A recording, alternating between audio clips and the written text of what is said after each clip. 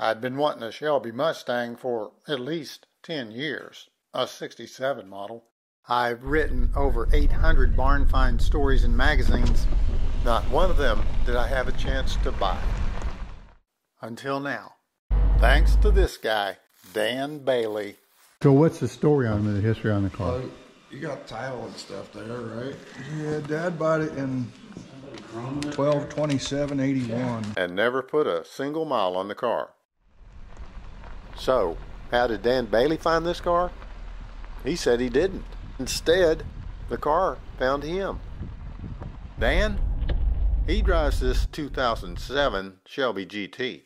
Built this clone of a 1967 Shelby convertible that drew the attention of Kirk and John Lyon at this small town car show in Nebraska. Nemaha Valley Street Rods put it on. It's the Auburn Show and Shine. And then they said, well, we got a Shelby in a barn. And I go, really? How far away from here is that? And I said, and what is it? And he says, well, it's a '67 GT-500. And in my mouth about hit the floor. And I go, you're kidding me. Why did Dan call me? In 2014, Dan found a 1969 Mach 1 in a barn, and I flew to Missouri to do a story for Mustang Monthly. He never forgot. He just said, I'd like to have a '67 someday. That's why I thought of you first when this guy came up and said, we got a '67 Shelby in a barn. So, 8 years later, I get a call. And on that call, Dan texted this picture. And this picture. My mouth about hit the floor. I rushed to my files to look at photos from past feature shoots of 1967 Shelby Mustangs. Some were GT-500s with 428 cubic inch dual quad big block V8s. Some were GT-350s with small block 289s. Some had inboard driving lights. Others had outboards in the grille. Our barn find was a GT-500, a '67, but otherwise we didn't know inboards, outboards, automatic, 4-speed, color. A storybook barn find. I wanted to buy the car and restore it. With help from the man who's restored just about more Shelbys than anybody, called in Jeff Yergovich. He was about 370 miles away. Trick or treat. No kidding. Today was Halloween. Hey, I forgot the candy bowl. So. Marty Rupp, a Mustang Club of America Gold Card judge. Hi, Jerry. Good to see you, Jeff. Good to see you. These two are good friends, and Marty lived real close to the barn find. Here comes that stranger. Dan brought more photos of our Shelby barn find. He lived close to Marty, and they were car friends. Marty, good to see you, Dan. Good to see you, my friend. Come on in. Hey, Jerry. Oh. We were headed to the barn, but place. had to get our ducks in a row Very first. nice. Marty owned two Shelbys of his own. 1968 Shelby GT350, and same thing down below, only this is a convertible. Find a seat. What? You're gonna be here at 5 o'clock to answer the door, or you get no supper. Terry, Marty's wife, needed help passing out candy and knew we'd get tied up with that Shelby. Okay, we'll do that. Okay. Dan laid his 4x5 prints on the table. Jeff got out his Shelby registry. There's a whole volume for 1967. Jeff is looking for Shelby number 2061. There's also a Ford VIN underneath this Shelby plate, which will document the car with the Ford database through Marty AutoWorks. First, Jeff looked up car 2061, found it. The car was originally shipped to Omaha, so looking good there. And it was reported to have been parted out sometime in the 80s. That didn't sound good. And now, to go to another part of the book and look at the different codes for 2061 to see how it was equipped, brand new. Is a GT-500. Transmission is a 4-speed, is red. And what's the interior there? A, flat. Okay, that makes sense. Red with black interior. Okay, so I looked at this picture first. That's all I had on my phone to start with. And this bothered me. You're talking about the cutouts, Jeff, And the for the taillight panel? That's not cut out right. has to be through the holes, and then there'd be rivet holes down here for the those boxes. for the boxes. So it's had a taillight panel put in it. It's had a quarter put on it. Yeah. There's no holes for the side scoop. which Shelby would have drilled. So those stripes have been replaced sometime in their life. Okay. I'm not going to say not original paint because I haven't seen the car. But Right. No hood, and Dan said no engine or transmission in the car. Who knows? Might have been parted out at one time. Now, we could put the pieces of this puzzle together once we got inside that barn and talked to the owners. But is this car a real Shelby? so there's a lot to look at here. Next morning, we're prepared. Got our ducks in a row, and we're ready to go get that Shelby in a barn. What's the best case scenario here? We've determined it's a real Shelby and it's got a lot of parts and the guy's willing to sell it. That'd be the best case scenario. Shelby in a barn. It's nice to have friends across the country that are willing to stop what they're doing for their day and help. Sure, Marty could be up at that house he's working on, working up there. Instead, he's taking the day and go play with us. Very nice, yeah. Got his trailer. Just in case. A big reason people join car clubs like the MCA. They don't go to shows just to get trophies. They're networking with people all over. No matter where in the country Jeff goes, he knows somebody in the MCA nearby. Marty parked his trailer in town. We could come get it later. I would say we're going to be out here in the middle of nowhere. What do you think? Why are we always out in the middle of nowhere finding cars? That's what we do. And we're good at it. Man, oh.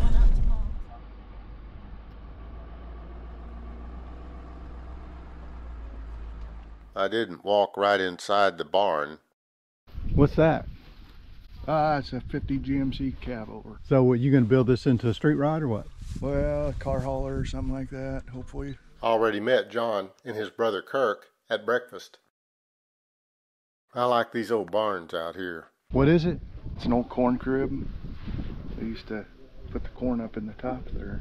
Yep, I really like these old barns and the people that have these old barns. When I see this logo from 1962, I think about my friend Carol Shelby. This Shelby was delivered new to Omaha, Nebraska. It was still in Nebraska. It had been parked in this barn since 1981, and it looked like it was going to be the real deal.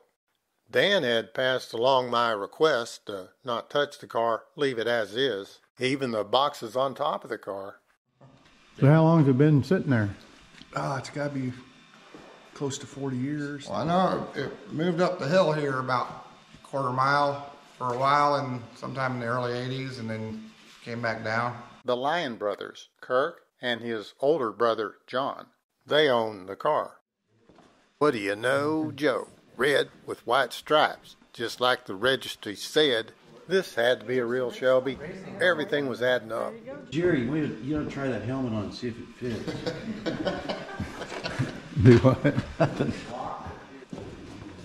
Oh yeah. Looks like the original Shelby wooden wheel, made in Italy. There's a nose and here's the vents. He bought the car and it was all together. He brought it back here and took it apart. It was supposed to go to the body shop. Yeah, he was supposed to take the whole car there that day, And he got busy out here building a combine trailer. got the hood in there. George's body shop had a big fire. The whole place burned to the ground. So this was going to be a restoration back in 81? Yeah, as far as I know, yeah. That was what the plan was. All I remember is he told me I couldn't drive it when I turned 16. So I wonder why. he just laughed at me. I made up my mind right then, if I could buy and restore this car, that John was going to get to drive it. Same thing for Kirk, his younger brother. We weren't old enough to really get to talk to him about it. You are now, and I think your dad would want both of y'all to feel what it's like to kick in that second 4-barrel. On that Shelby 428 cubic inch big block. I don't know exactly what he had planned for the thing, so. I'd be willing to bet something like this. but this time with traction lock in that spec rear end. Nothing like it in a Mustang, because no other Haas in Ford history had multiple carburation except the '67 GT-500. Thank you, Carol Shelby. Here's that Shelby number plate, but what really documents this car is the Ford VIN. It's underneath there. Yeah, and we'd get to it in a few. I turned around and Jeff is gone, Marty, Terry, John, and Dan were talking, but we had to run up these stairs. I didn't want to miss anything. Maybe they're going to find the 428 Police Interceptor engine, the Cobra intake, the dual 4 carburetors. One more flight of stairs. All of a sudden, man, like I walked into a giant party. Everybody laughing, having fun, hunting Shelby parts in the dark. So anything up here, Jeff? Oh, yeah. Drag race shifter obviously was in the car, and they were drag racing it at some point. Transmission's, the tail shaft's up here, but the other part's downstairs. It's that one right there with the top off of it. It's a top loader 4-speed. Too dark. I had to run back downstairs and get my lights. I mean, the old car didn't seem like it had any rust. I don't think this was a parts car, ever. It just lost some parts in the fire. The whole car never went in the body shop, just some parts, such as the Shelby fiberglass hood. No wind, no draft. I still don't know what made that door slam. The old barn didn't want to give up the car, I guess. Lost track of my light switch opening that door, but Terry flipped on the lights for me and we could light that ceiling. I think we could light up those parts. Look at that 67 dash pad. Wow. Okay, so Terry was going to follow with these lights and see what parts were being uncovered. And then... Hi, Jerry. Whoa. This is amazing. I'm having a blast doing this. Okay. Jeff, tell me what let's do this again because these lights are really looking good now. Tell me what you found. I can't see a thing. Oh. Well, why not? Because the light's in my eye. In this pile of parts here, we have a rodent's dinner plate, which is now a sun visor, which I'm sure it's probably the original visor. And then we've got the gauges that were under the dash. Okay, yeah. This box has got some of the seat belts. We can check the seat belts to see if they were Ford W7, 18. Yeah, these are all 67. So this is the back panel, and this is how you would tell if it's got the original panel or not. When the fiberglass was made for Shelby American, it should say Cal Automotive on it somewhere, and it does say Cal Automotive, C-A-L. Jerry, I found out what the mice were listening to up here. What? Right out of the cellar.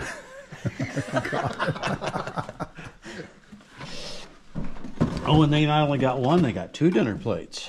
There must be a pair of them here. Here's the rear brake shoes.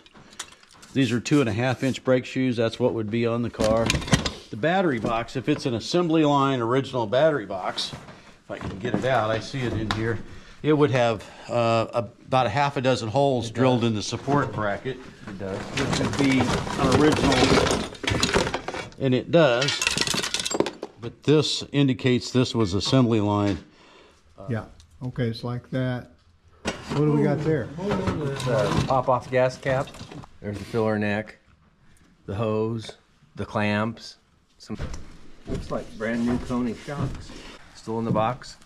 This is actually the clutch spring that goes under the dash. On a GT-350, this spring would be black. On a GT-500, it's white. That's just an extra fender he bought. Yeah. Okay. So we found the shoulder harnesses. Looking at the tag, SA meaning Shelby American. In where the mileage is here, let's see if we can find it. Clear this off. Mileage is 44496.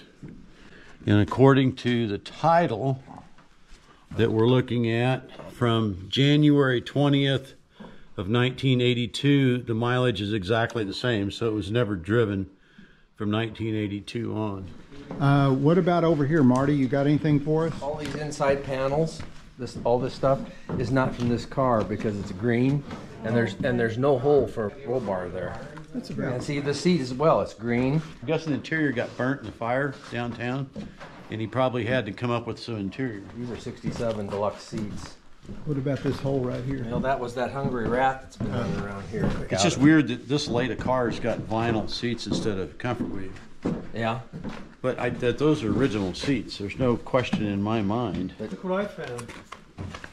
What? Oh yeah, I think we got some repop.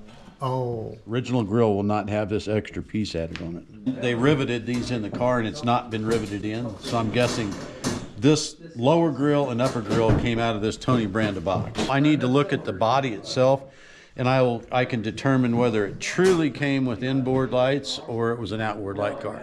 Got the correct glass back there. So we're gonna, I think it's in that top corner over there. I think it's in the middle, but. No, I think they found it in the Oh corner. no, here it is, right here. Car light emblem and the date code and everything is going to be right there. Here's the front windshield right here. Oh. And it's an original. So underneath all of this appears to be the original door glass. I got a back glass, a windshield, I got vent windows, and now 2 door glasses. All the glass. Look here. This is a brand new set of carpet. Did the mice get in the carpet? Yes. So here's the export brace, and it's brand new. And traction bars. Well, it didn't have traction bars. But they're there. Well, they're there to go with the shifter. Remember, they're drag racing. Yeah. Tell me what it These is. are traction bars that somebody put on there. Of course, not stock, right? Not stock, no. These could have been sold over the counter at Shelby American back in the day. But this particular piece here is called the export brace. And boy, it's been sitting in that piece of wood for a long, long time. Look at that. And it's a new old stock Ford piece. You can still see the part numbers and stuff on it. Just makes me wonder what happened to the original one.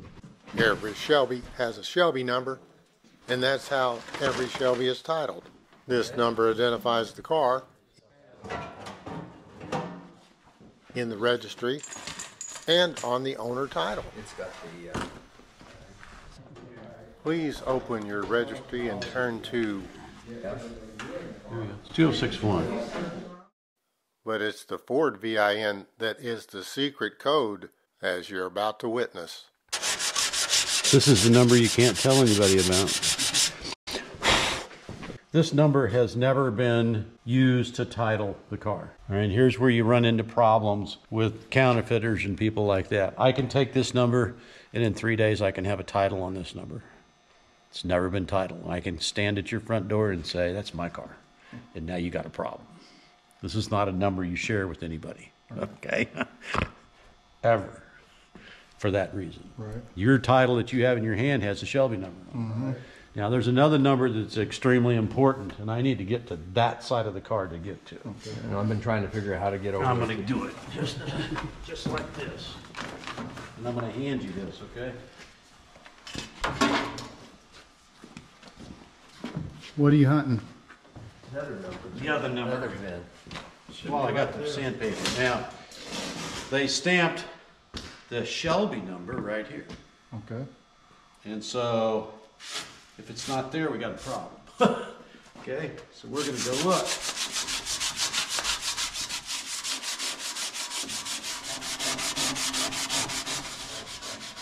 pretty light, isn't it? It is, but it's way out there too. I mean, I've seen them all over the place here.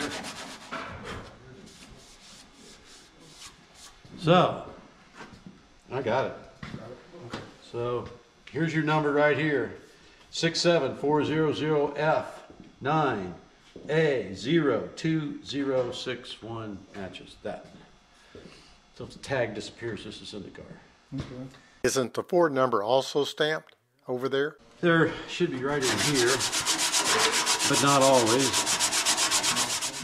And this is the other Ford number. Underneath that tag is going to be another Ford number, just like it's going to be double stamped. Right.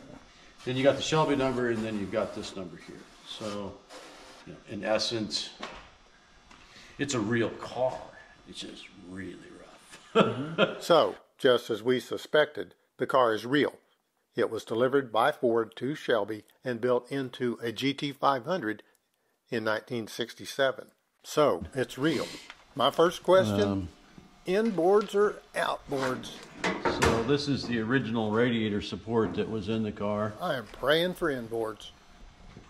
Original wiring. That's an original headlight.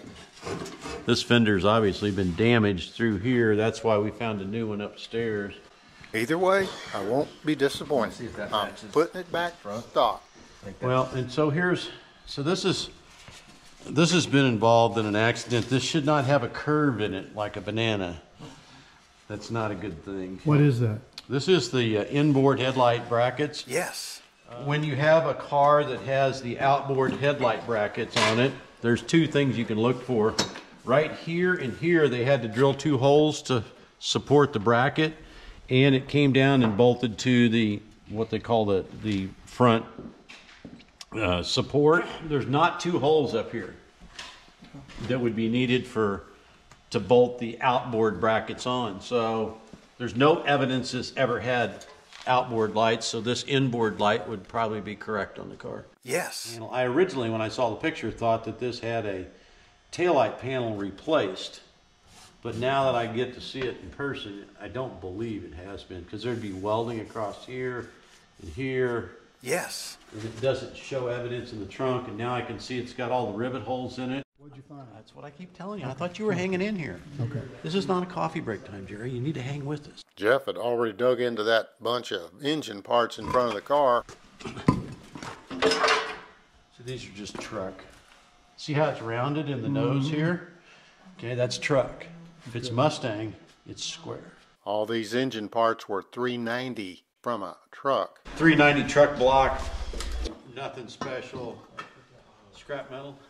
The original 428 was long gone. The original 4-speed was also gone. Well, Jerry, it's not the right transmission because it's a 68 part number, so it's a C8. C8 for 68. We need C7 for 67.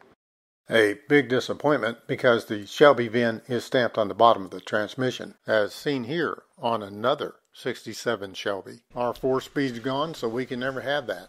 Jerry, What? go back to your coffee break, would you? What are you looking? Tell us. Talk to us, Jeff. I gotta look at the rear end and see if it's the original rear end. But I gotta look at the case and I gotta see the part number on the case. Okay, just take this GoPro and hold it as far back from it as you can. It's dark down there. There you go. Like that? Yeah. That is a Ford 9-inch. What rear end is it? It doesn't say anything. So I don't know. Looking for SPEC. And it's nothing, which, not surprising after a drag race, so it's freaking gone. It's like an impossible piece to come up with. The fender we've damaged, we can see. The door's been replaced. The quarter's been replaced and cut right here, all the way down and replaced. Okay, so this side scoop bolts in here and here for this stud and that stud. Since there's no holes here, this panel's been replaced. So this is a left lower, and this is a right upper side scoop. These side scoops, this is typically the way they put all that together. It doesn't look great, but the fiberglass was never great on a 67 Shelby. So this all looks to be the correct scoops. Okay, the nose piece we're looking at here is a replacement nose piece. We know it's been hit up front hard enough to bend all the headlights. And 2, this is not the original matte glass that's on the back of this. So this is a replacement part that was put on at some point in its life. We call it the nose panel. It's the fiberglass front end of the car. Both cores been replaced. Wheelhouses. Yeah, both front fenders. Is that door original over there? That door we think's original. we do have one piece of sheet metal on this car. And I think the roof's original. It's the quarter here. And so's that one. So this thing's been popped in 4 corners. But it honestly doesn't look like it was rear-ended. Right. Because this is too intact. That would be the first thing you'd break. Yeah, fiberglass. But then this looks like it's lost where the emblem goes. They filled all the holes, but it looks to be the original one. I could look at the bolts and probably tell you, yeah, it's got the original bolts still in it. It hadn't been off. It had a little sticker on here Here's where the sticker was. It said, see where this mark is? And it said Plaza Fiberglass. If you look in from kind of back here and looking upwards, maybe through this. Oh, right up here. Yeah. Okay, can you get more light, turn it higher? Okay. How do you? All right. Now whittle it on, point it Up, at Jeff. up, top of this. Oh, wait, I can see the weld marks. Cool, spider webs, dude. You know, I really like this car. How much did you want for it? Okay, sold. Seriously, I bought my dream car because it was such a good fit. For the Line brothers, because they wanted to build customs, and for me, because I wanted to restore a 1967 Shelby. You build cars. Currently building this 1950 Chevrolet pickup. How are we getting it out? That way. I lived out of Arizona for about 15 years doing the auto body repair, working at collision shops, worked at a restoration shop for about 3 years. We took a 2014 Camaro and put the drivetrain With state-of-the-art LS Chevrolet power. Basically the modern amenities in the classic looking truck. How does it make you feel to see it leave, though, John? I'm kind of sad, but I think it's going to the right place. I think it's going to a good place, and it's going to be done right. So, and your experience with it was basically what? Just seeing it sit around. And I remember the one time where we moved it from here up the hill, and I sat on a 5-gallon bucket and steered it. So that's about my only memory of actually seeing it move. What do you remember your dad saying about it? Anything? I remember asking if he was going to let me drive it when I turned 16. He just looked at me and laughed. That's about it. You know, I was too little to remember much of it. So. Now, how did you get in the body shop business? Was he in the business? No. I've always wanted to do this. Funny story is, like, I can remember when I decided I wanted to work on cars, and it was an article in a magazine. It was a Carroll Shelby article, actually, a two-page spread, and it was on the Super Snake Cobra, where he built 2 of them. You know, one for himself, one for Bill Cosby. And I read that. I think I was in 6th grade in detention. In detention, I read that article. So ever since then, I knew I wanted to work on cars.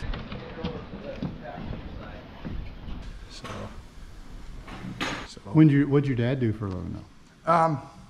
Farming. He did farming, and he started a custom harvest business where he went from Mississippi all the way up into Canada, harvesting wheat and barley and stuff like that. So. Jerry? Hey.